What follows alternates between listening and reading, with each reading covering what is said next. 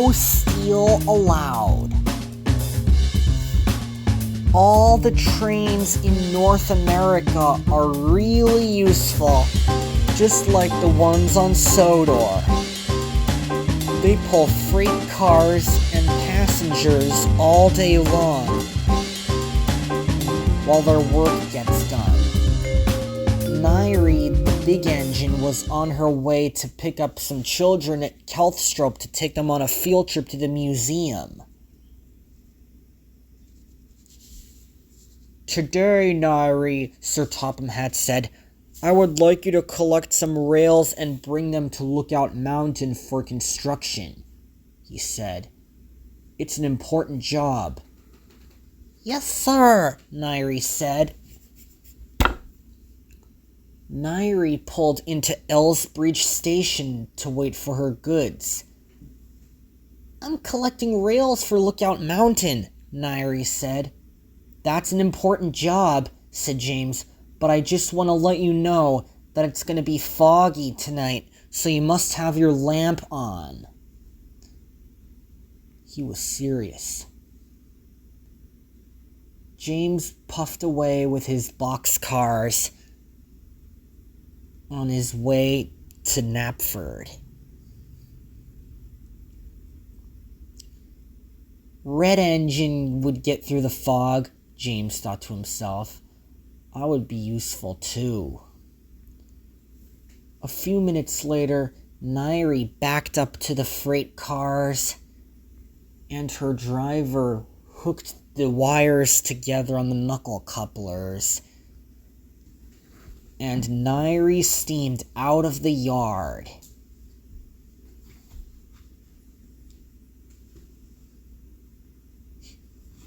It was a long train.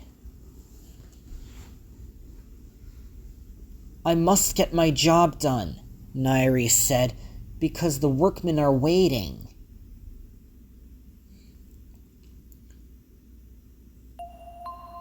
A few minutes later, the fog came down and Nairi had her lamp on. It was a special thing to keep her seeing where she was going. "The other engines are counting on me," Nairi thought, "because I have to deliver my freight cars on time." Nairi had to stop at a signal for an Amtrak. Just then, the Cape Cod Zephyr roared by. Nairi was shocked. It was a long train. "It sounds like a lion roaring." Just then, a BNSF freight train was on the same line with a freight train. The Amtrak crew members saw the BNSF ahead of them and applied the emergency brakes, and the BNSF applied the brakes too. But disaster could not be avoided.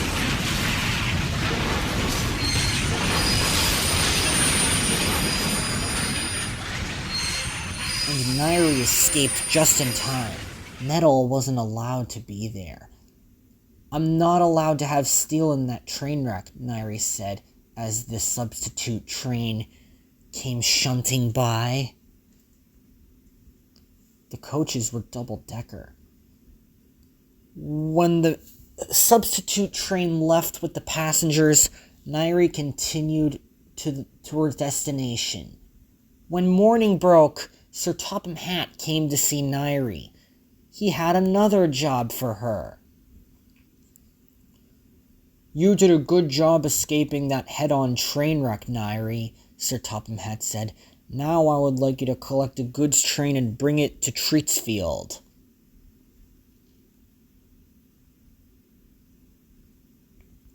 Over by the head-on train collision, the BNSF freight train and the Cape Cod Zephyr crashed head-on at each other, and the Superliner coaches telescoped into the boxcar, ripping it off its body.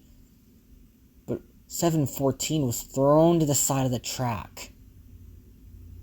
A few minutes later, Nairi was at Wellsworth Station with Thomas and Fatu.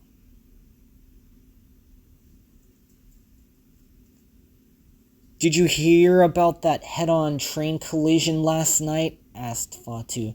"I did," said Thomas. "It was catastrophe." A few minutes later, Claudia was making her way to Zootopia.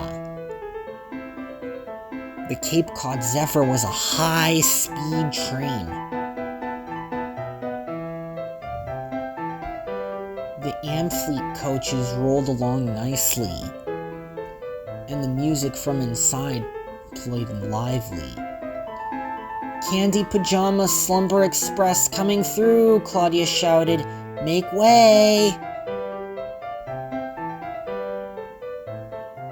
Thomas and Fatu watched Claudia speed through the station. "Make way for the Roigi Biv train," she said as she sped through the station. The train was really long, and all the coaches were single-decker and double-decker. And then it rolled nicely along, and then it was going smoothly, and the wheels were going fast.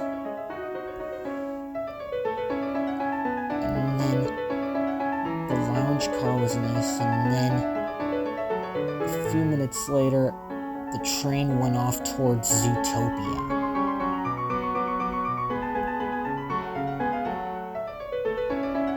"That was a really long train," Nairi said. "It was," puffed Fatu. "James told Nairi about the fog," stuttered Thomas. "The express can't stop at every station," said Fatu, "'cause Gordon wanted to go fast." A few minutes later, a CP freight train arrived on Sodor. It was red. "What are you doing here?" asked Nairi. "I'm taking freight cars here so you can pull them."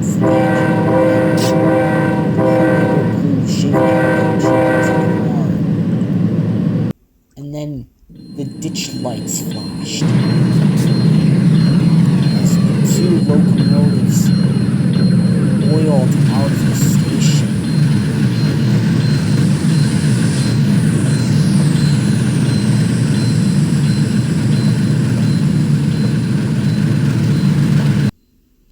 As soon as Nairi was buffered up to the train, she puffed away towards Treatsfield. It was a really long train, but Nairi puffed on. Marin Station was very busy as Nairi steamed through. "Coming through," whistled Nairi. The train was really long, but Nairi carried on. And all the freight cars clattered, and Nairi sped faster and faster.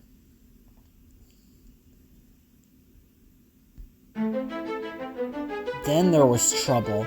Nairi began to go a little too fast. "I can't stop," cried Nairi. "My train is too heavy." Then she saw 3 engines on the line ahead. Her driver applied the emergency brakes.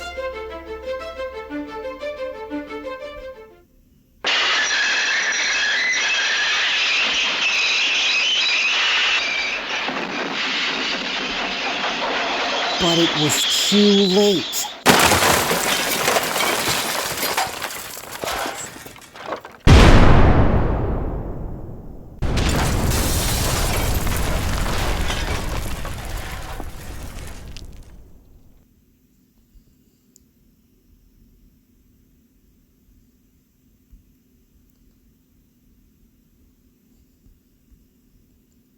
there was a big crash. When the freight cars came to a stop, the crash was catastrophic.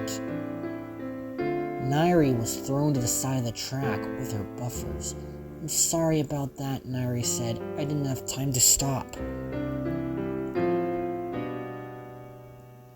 9583 was diagonal crossways over the tracks with its nose badly burned.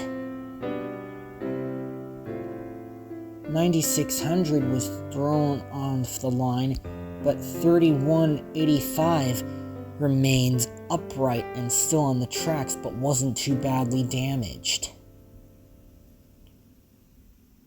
When Nairi was repaired, she was being really useful again, like the other engines, and she carried on with her freight cars as much as she could. And she likes doing her work because Nairi is a mixed traffic engine, and she does a good job on Sir Topham Hatt's railway.